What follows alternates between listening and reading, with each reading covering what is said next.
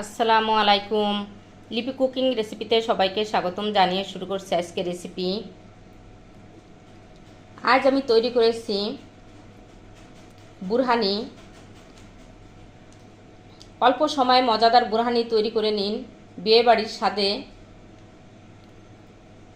এই ঈদের খাবারের পরে পেট ঠান্ডা রাখতে পোলাও মাংস খাবার পরে বুরহানি খাওয়ার কোনো জুড়ি নাই। তো বুরহানিটা আমার অনেক পছন্দের, তাই আমি আপনাদের সাথে শেয়ার করছি। বুরহানি যারা তৈরি করতে পারে না তাদের জন্য এই রেসিপিটি। অল্প সময়ে এই বুরহানিটা তৈরি করে নেওয়া যায়। তো চলুন দেখে নেই পুরো রেসিপিটি।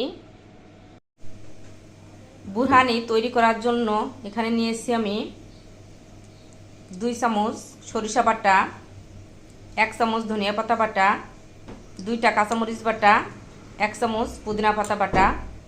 তো এই সব বাটা মিশ্রণগুলো আমি অল্প পানি দিয়ে গুলিয়ে রেখে দিব আধা ঘন্টার জন্য। আধা ঘন্টা পর আমি মিশ্রণটা সেঁকে নিব।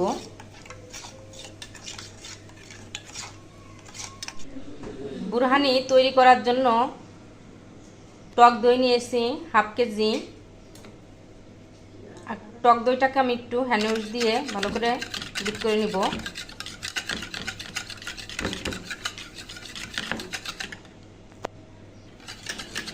দুই 3 মিনিট ধরে আমি টক দইটা এভাবে ফেটিয়ে নিয়েছি।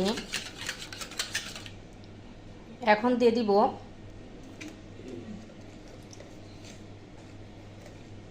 হাফ চামচ ভাজা জিরার গুঁড়া,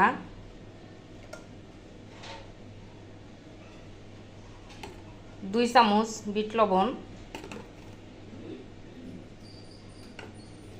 হাফ চামচ লবণ,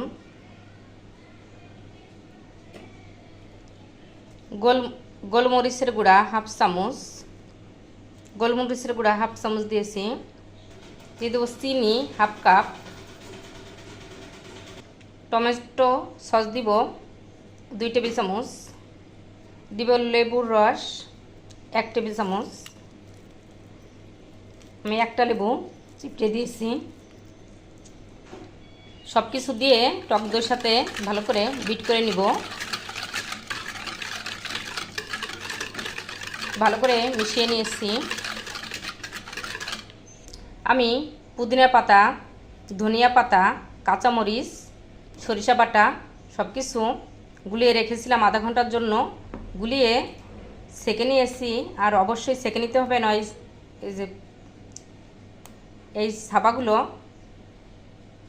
গালে না সেঁকে দিলে মুখে লাগলে ভালো লাগবে না খেতে। এজন্য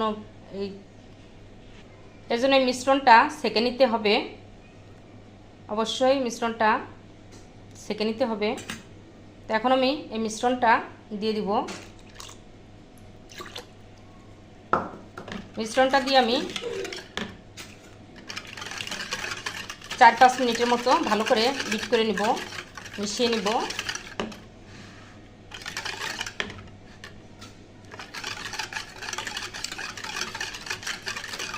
তো 4-5 মিনিটের মতো আমি ভালো করে মিশিয়ে নিব।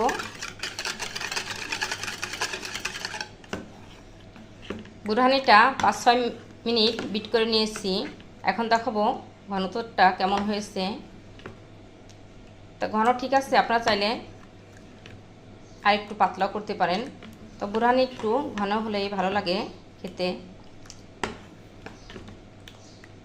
দেখতে পাচ্ছেন তো আমার হয়ে গেল বুরহানি তৈরি। আর এই বুরহানিটা আমরা 2-3 দিন পর্যন্ত ফ্রিজে রেখে খেতে পারি, নরমালি রেখে একটা বোতলে ভরে।